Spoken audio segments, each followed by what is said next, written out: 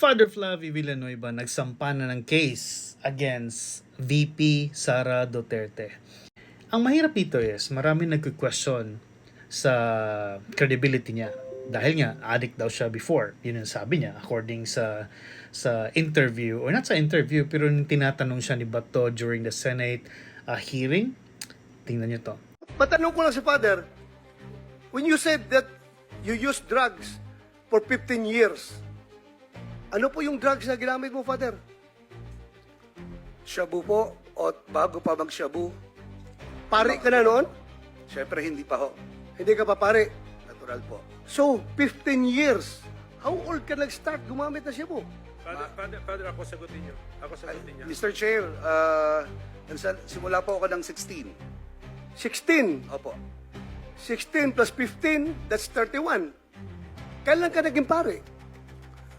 2006. 2006. How old were you? 2006. 31 ho.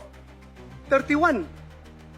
So meaning, nasa loob ka pa ng seminaryo, gumagamit ka na Meron Shabu. po akong tinatawag na relapse, Mr. Chair. Relapse. O, di ba? Hindi galing yun sa chismis, pero galing yun sa kanya na gumamit siya ng shabu or drugs when he said he started around 16. And kaya kinu-question yung credibility niya.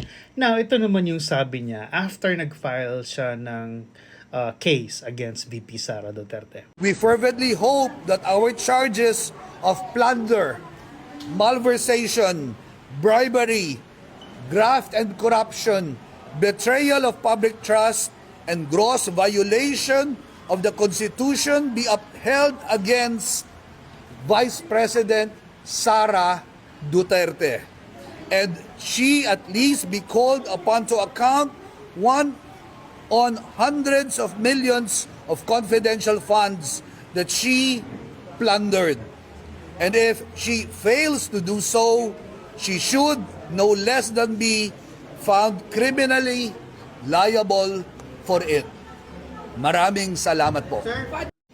Bakit parang halos lahat ng kumakalaban sa mga Duterte, kay VP Sara, kay FPRRD, lahat or majority may connected sa drugs?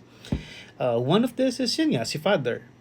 And I know madami pa nag-file ng case. And may mga urgent pa na mga message.